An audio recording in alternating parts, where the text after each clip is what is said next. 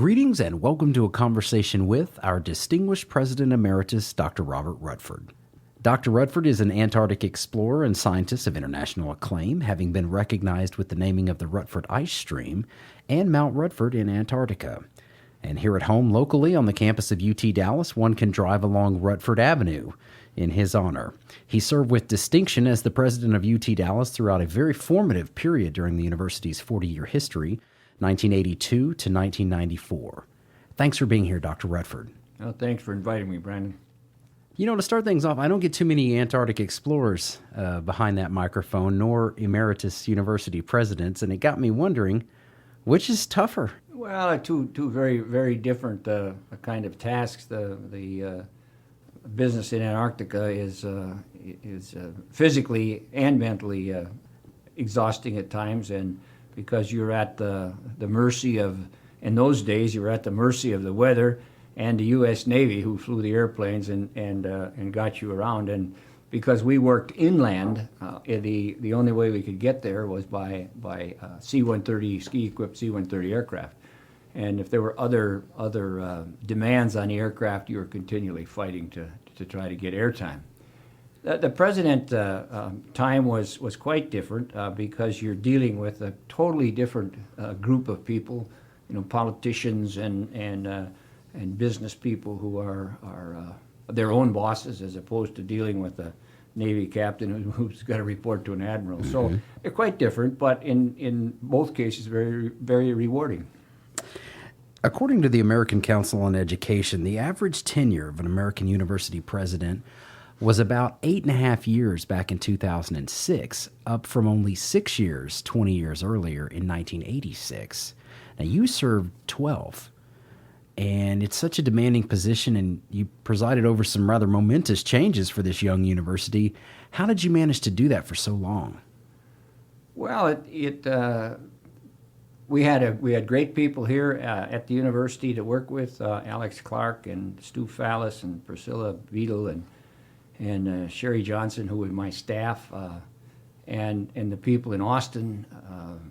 This was when Hans Mark was the chancellor of the university system, mm-hmm. and Jim Duncan was the vice chancellor for academic affairs. And they were easy to work with, and they saw the potential of the University of Texas at Dallas, and we maybe got a little bit more attention than we otherwise might have, but it was a fun time. And I'm sure among your colleagues, especially in this part of the state, you saw presidents come and go regularly. Oh yeah, but I think there's a tendency in the UT system that 10 or 12 years is about the time to it's just time to go. Some of the highlights of your tenure at the helm include a steady increase in enrollment, a pitched and ultimately successful battle to establish an engineering school here and then build a building for it, the first on-campus housing, the admission of freshmen and sophomores in the fall of 1990, and we'll talk about these more in detail, but overall, paint the picture for us of UT Dallas when you arrived, and what did you know about the university before you got here? Well, I knew a little bit about the university before I got here because Marty Halpern, who'd been in the geoscience department, was an Antarctic guy also, and so we talked about this a little bit. And it was known because of the history with TI and as a very unique place that started as a PhD university and basically worked its way down instead of starting as an undergraduate university and building its way up. So I knew a little bit about it, and I visited here a couple times before in the interview process. So when I got here, I don't know if I've told you, but if you went out at lunch today, when you go walk across the campus at noon, there's a whole bunch of people of all different descriptions and dressing and all sorts of things. Mm-hmm. In 1982, when I came, if you walked across the campus at noon, you might meet 3 or 4 other people, because the greatest number of classes were held after 5 o'clock. It was very much a commuter university because there was no housing. And the only full-time students during the daytime were PhD students. And of course, they were brown bagging and eating in the lab and eating their lunch at their desk. So it was during the daytime, it was very quiet. And that causes some problems, and I might just elucidate that a little bit. We got a lot of heat from the coordinating board because our classrooms were empty, between 8 in the morning and 5 at night. And one day we had plotted this and had a graph of it, and we also had a graph for several other universities. And it dawned on me that if you took the graph from the University of Texas at Austin and just turned it over and laid it down on top of ours, the fit was almost perfect because their classrooms were half empty or less from noon until 8 o'clock at night. And so they were not using their classrooms any more than we were, but they were using it in a traditional way, and we were using our pattern was non-traditional and very hard for people to accept. When we showed them the picture of the two graphs, we heard very little more about this classroom utilization.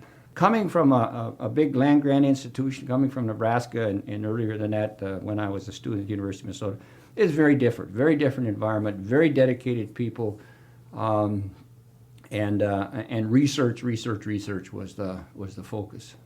When you had that conversation with yourself that only someone looking to accept a job can do, what was it that pushed you over the edge to decide? Because you left a very nice, profile position where you were, and you came and you took this great opportunity here. But how did the conversation in your mind go when you thought about this opportunity? Well, you want me to be very honest? Sure. I was going to leave Nebraska.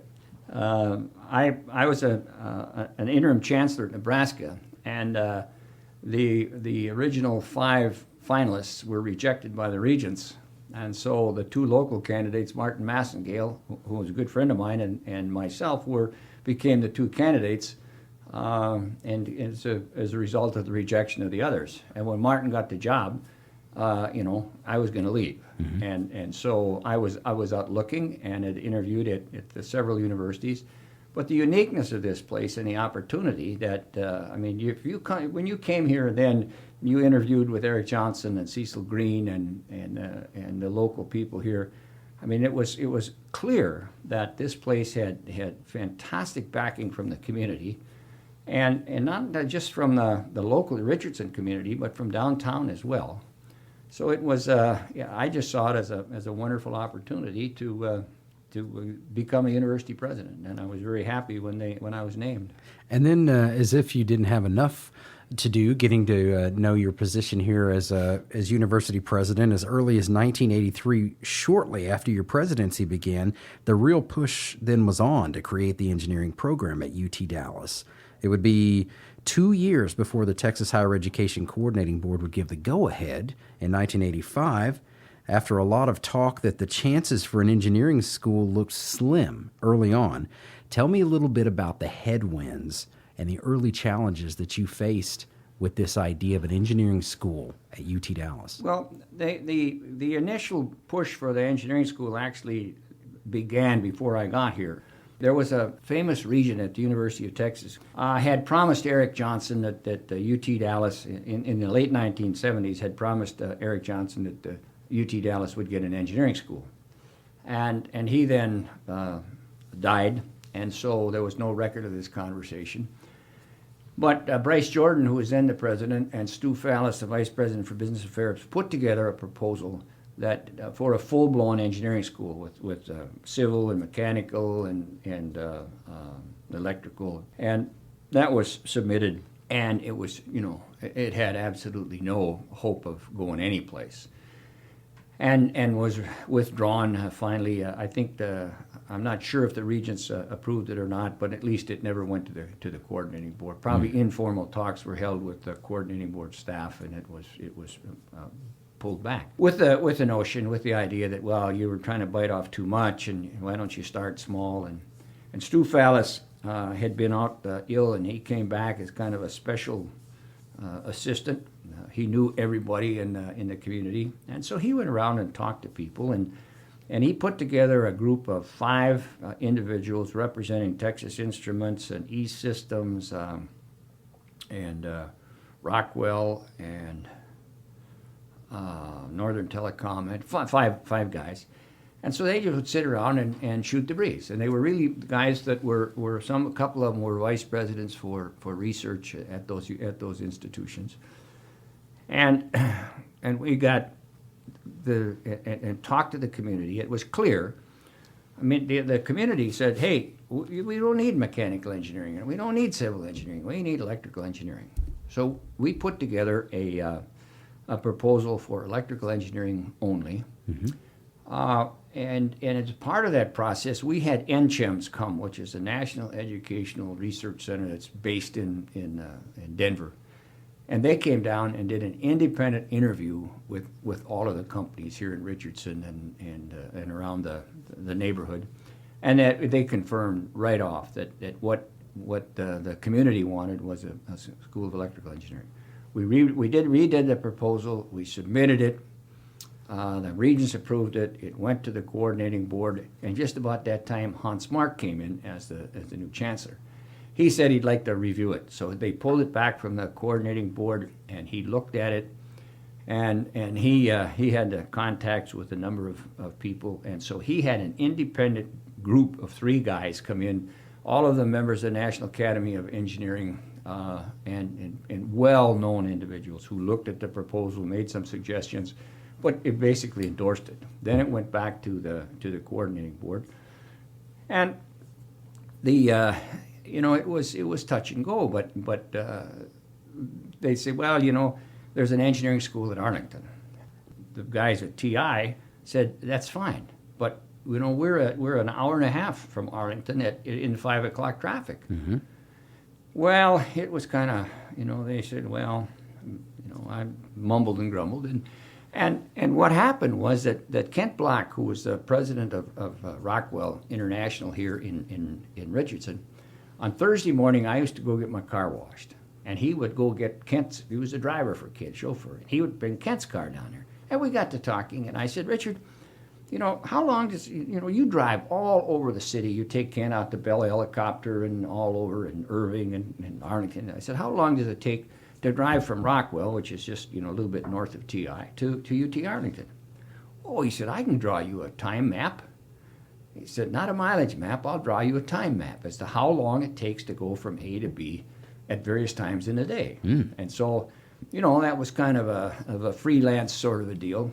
But the thing that probably was the tiebreaker was that we got a couple of members of the coordinating board up here, and Kent Black arranged for a helicopter at 5 o'clock and flew them over, down. We didn't have George Bush in those days, so everything was either on LBJ or 35 going down and across 30 and 20 to Arlington. What a nightmare! And these guys got a look at what the bumper-to-bumper traffic was like, and so they began to realize then that when you had TI with, at that time, about 17,000 employees, and Rockwell with 10, and Fujitsu and all these other firms in what was then called the telecom corridor, that there was a real market and a chance to start an engineering school in electrical engineering. And so they finally approved it, but with no money. And part of the approval was that we had to show, or the university system had to show, that we had about $54 million in hand before we could start. And so we raised from the local community about the Excellence in Education Foundation gave $12 million. The local industry gave $12 million. The regents put up some cash and also a building and stuff, which counted.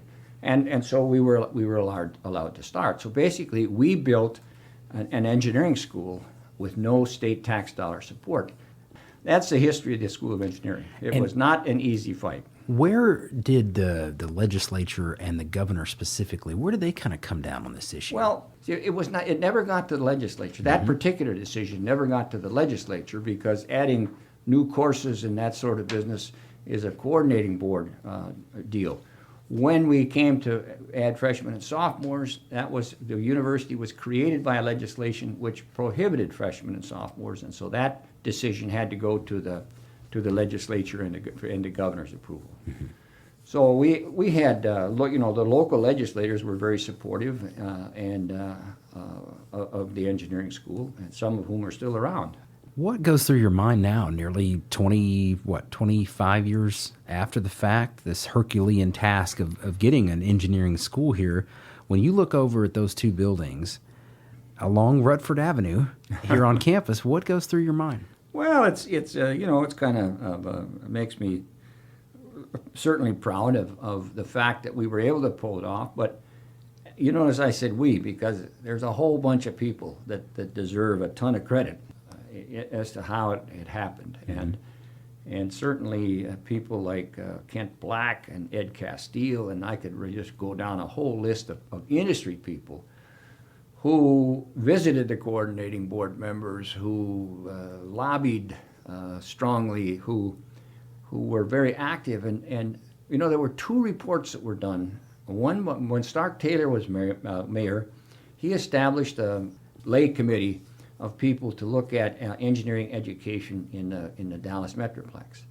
And that was chaired by Bill Moore, a fellow who was he's still in business. He's got an office over in Las Colinas. But he chaired the part of that, and Kent Black chaired the part on engineering. And when that report was done and issued, it called specifically for greater engineering, without specifically identifying UT Dallas, but simply was a survey of what was needed for higher education in the Dallas area.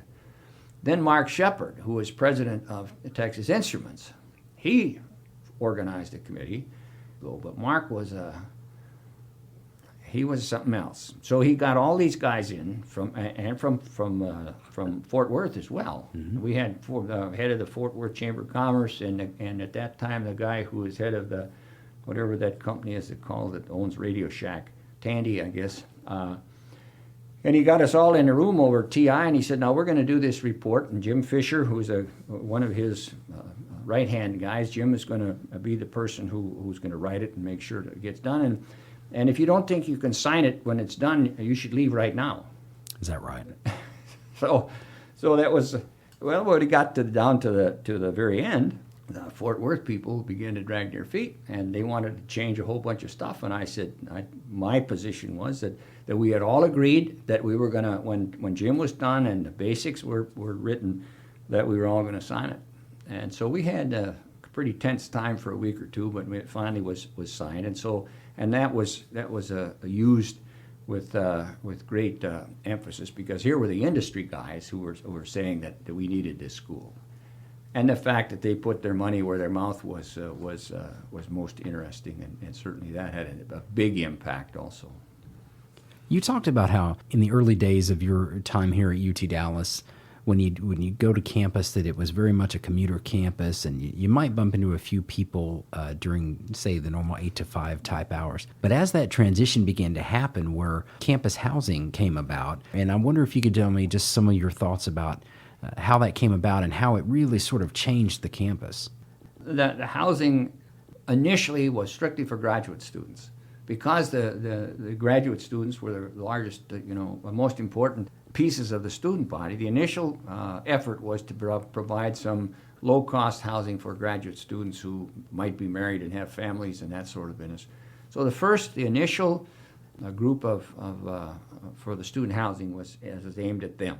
In one of the first newspaper articles I ran across about your first speech as president, you mentioned that UT Dallas was different from where you'd been at the University of Nebraska-Lincoln, because you were accustomed to being surrounded by undergraduates at all levels. UT Dallas freshmen and sophomores weren't added to the student body until the fall of 1990.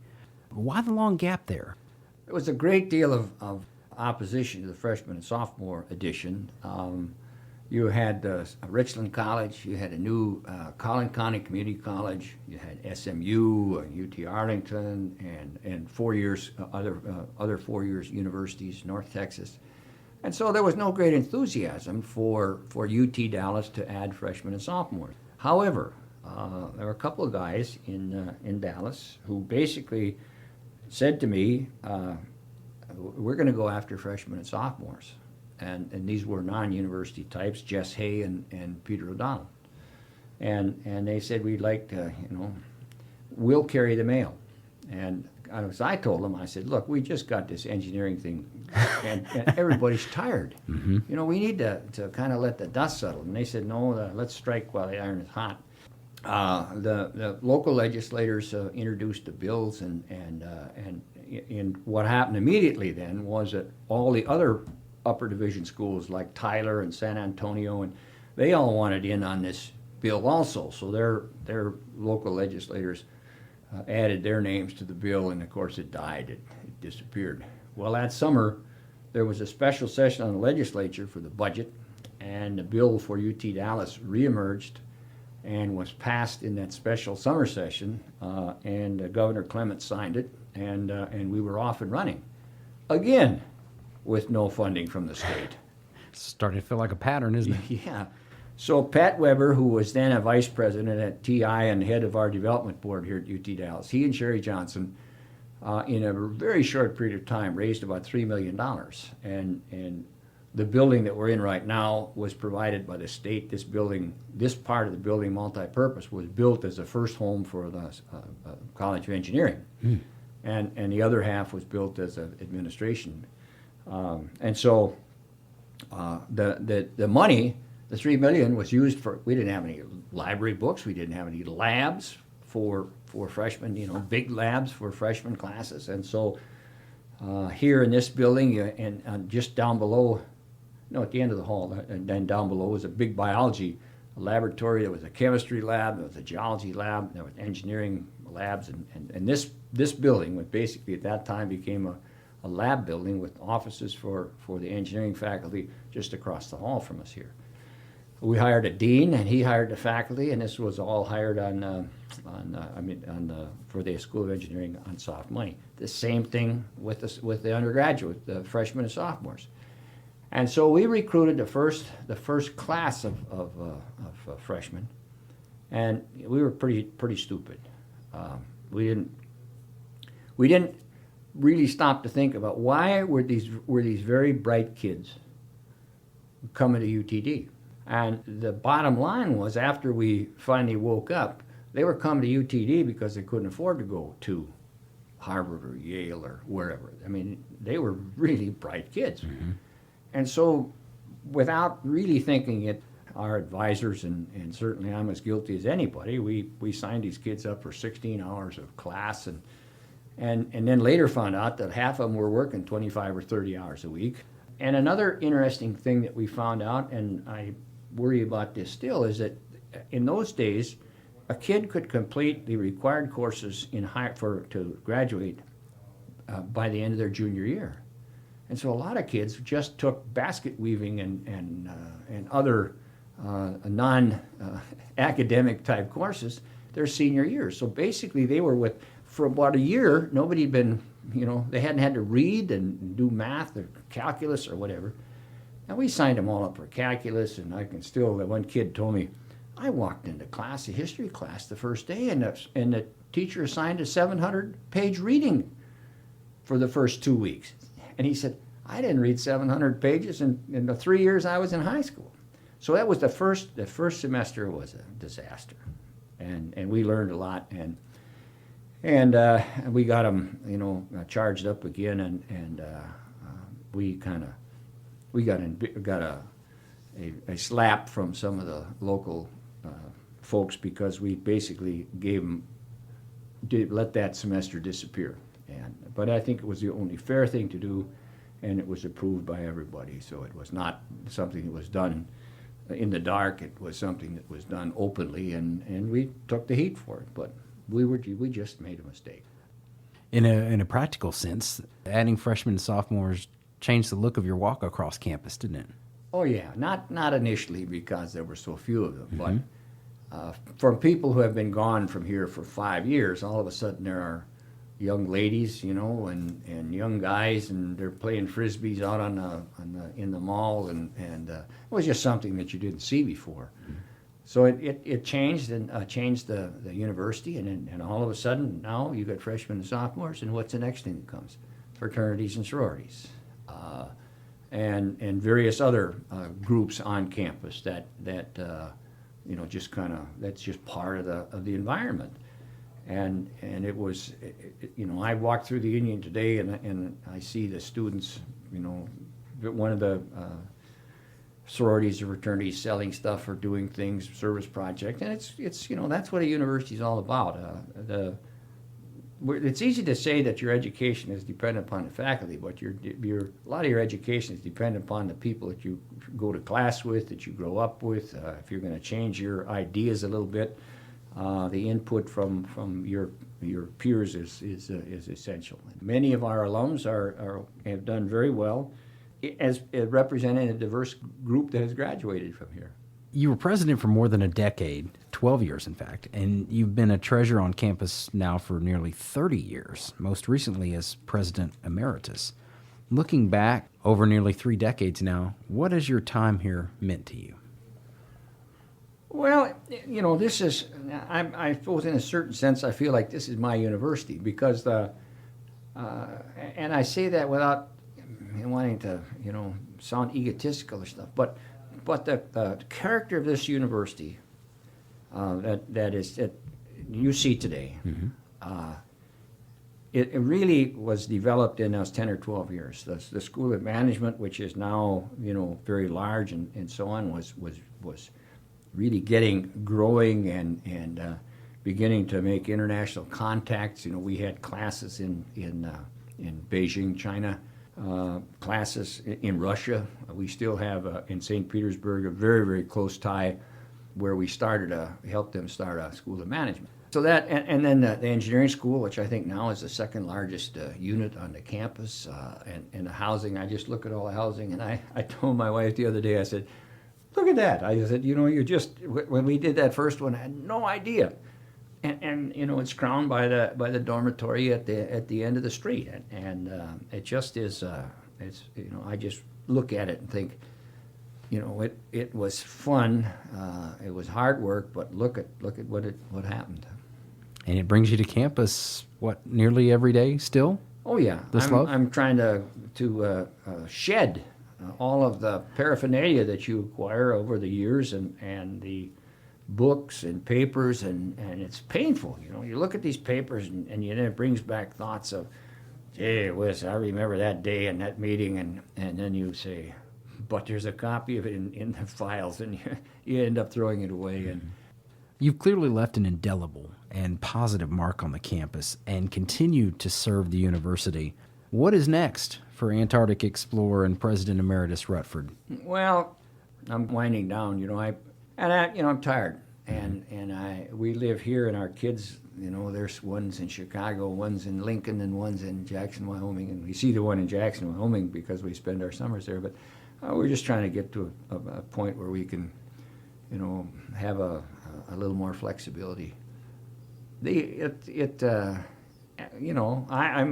a chairman of the board of trustees of a foundation, of the Geological Society of America Foundation, and so there's enough to keep me out of trouble, and my wife doesn't want me around all the time, so I have to have some place to hide. Dr. Rutford, it's an honor to visit with you, sir. I've very much enjoyed the time, and the exchanges we've had over the last several weeks have been meaningful to me and greatly informative, and I do appreciate you joining us today. Well, thank you for having me, and I hope that it works out and some people will listen to it sometime in the future. This has been a conversation with UT Dallas President Emeritus Dr. Robert Rutford, brought to you by the University of Texas at Dallas and the Office of Communications. To find out more about the university, our special guests, or 40 years of UT Dallas history, visit us on the web at utdallas.edu. UT Dallas, creating the future since 1969. Until the next conversation with, I'm Brandon Webb. Be well.